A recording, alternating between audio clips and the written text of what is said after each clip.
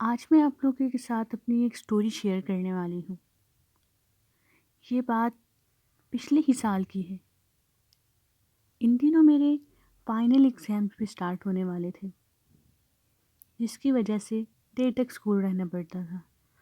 عام طور پر ہمارے اسکول کی لائبریری 5 سے 6 بجے کے قریب بند ہو جاتی تھی، لیکن فائنل ایگزامز ہونے کی وجہ سے اسکول والوں نے اسے دیر تک کھلا رہنے کا فیصلہ کیا تھا، تاکہ جو بچے چاہیں وہ یہاں بیٹھ کر سکون سے اپنے ایگزامز کی تیاری کر سکیں۔ میرا گھر اسکول سے زیادہ دور نہیں تھا، تو اس لیے میں نے بھی یہی فیصلہ کیا کہ گھر کی بجائے میں لائبریری کے پرسکون ماحول میں بیٹھ کر اپنے ایگزامز کی تیاری کروں۔ اس دن میں گھر سے جلدی نکل گئی تھی لائبریری کے لیے، اور میں اپنے پیپرز کی تیاری کرنے لگی۔ میں پڑھائی میں اتنی زیادہ مگن ہو چکی تھی کہ مجھے ٹائم کا بھی نہیں پتہ چلا۔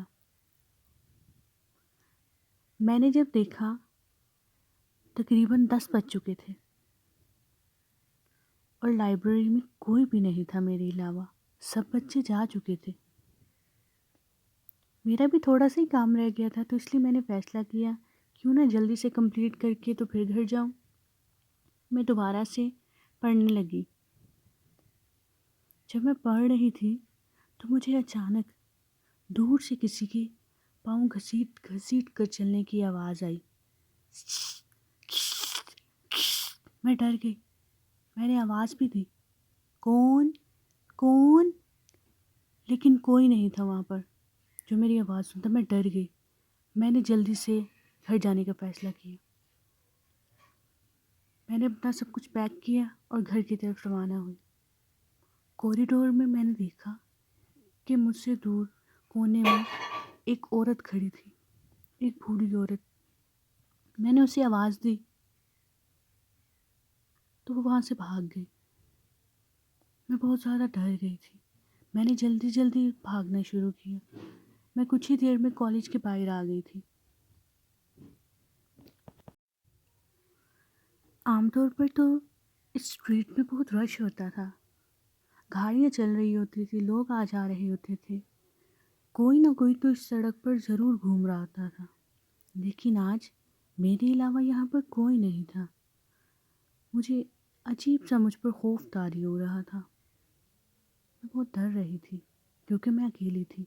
خالی پیٹ ہونے کی وجہ سے مجھ سے زیادہ تیز چلا بھی نہیں جا رہا تھا۔ اتنے میں نے اپنے بالکل سامنے ایک سایہ دیکھا۔ سایہ بہت عجیب و غریب تھا جو مجھے مزید خوفزدہ کر رہا تھا۔ جب میں نے سر اٹھا کر سامنے دیکھا تو وہ ایک بہت ہی عجیب و غریب سی عورت تھی جو بہت مشکل سے چل رہی تھی، آرام آرام سے چل رہی تھی، جیسے اس کو چوٹ لگی ہو۔ زیادہ دور ہونے کی وجہ سے میں اس کو صحیح سے دیکھ نہیں پا رہی تھی، لیکن وہ بہت زیادہ سلو چل رہی تھی، اتنی سلو کہ میں کچھ ہی دیر میں اس کے قریب پہنچنے والی تھی۔ میں نے دیکھا کہ اس عورت کے ہاتھ پاؤں ٹیڑھے ہیں، ہاتھ بھی مڑے ہوئے تھے اور پاؤں بھی مڑے ہوئے تھے، اور جگہ جگہ پر زخموں کے نشان تھے، اور یوں لگ رہا تھا جیسے اس کے زخموں سے اب بھی خون نکل رہا ہو۔ وہ بہت خوفناک تھی، مجھے اب بھی سوچ کر ڈر لگ رہا ہے۔ خیر، میں نے خود کو ریلیکس کرنے کی بہت کوشش کی اور دوبارہ گھر کی طرف جانا شروع کیا۔ وہ عورت تو بہت ہی زیادہ سلو چل رہی تھی، اتنی زیادہ سلو کہ میں اس کے پاس پہنچنے والی تھی۔ اتنے میں وہ عورت چلتے چلتے رک گئی، رک کر میری طرف مڑی۔ وہ بہت زیادہ خوفناک تھی، مجھے اس سے بہت ڈر لگ رہا تھا۔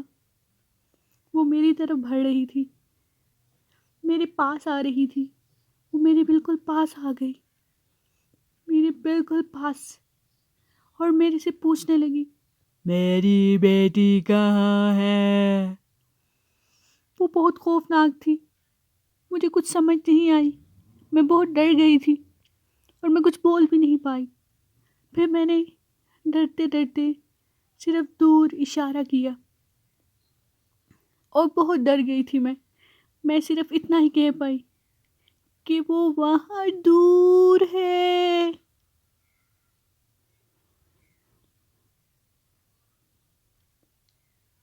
تو وہ عورت جس طرف میں نے اشارہ کیا اس طرف جانے لگی. میں بہت خوفزدہ تھی.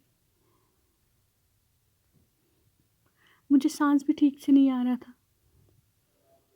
میں نے جلدی جلدی اپنے گھر کی طرف جانا شروع کیا. میں بھاگنے لگی. مجھے ڈر تھا کہ کہیں وہ دوبارہ واپس نہ آ جائے. اتنے میں وہاں دور سے آواز آئی، وہ وہاں نہیں ہے. اس کے بعد مجھے بالکل ہوش نہیں رہا. میں بے ہوش ہو گئی تھی. جب دوبارہ میں ہوش میں آئی تو میں اپنے روم میں اپنے بیڈ پر لیٹی ہوئی تھی. میری ماما نے مجھے بتایا کہ میں روڈ پر بے ہوش تھی کہ میرے نیبرز مجھے دیکھ کر گھر لے آئے. تو میں نے ماما کو سارا رات والا قصہ سنایا. تو ماما نے بتایا کہ ایک عورت اپنی بیٹی کے ساتھ یہیں قریب میں رہتی تھی. اس کی بیٹی بھی میرے والے اسکول میں ہی پڑھتی تھی. ایک دن اسکول میں کھیلتے کھیلتے اس بچی کا پاؤں سلپ ہوا اور وہ چھت سے گر کر مر گئی. لیکن اس کی ماں یہ صدمہ برداشت نہ کر پائی اور اس نے بھی مر جانے کا ہی فیصلہ کیا. اس نے اس اسکول کی چھت سے کود کر اپنی جان دے دی.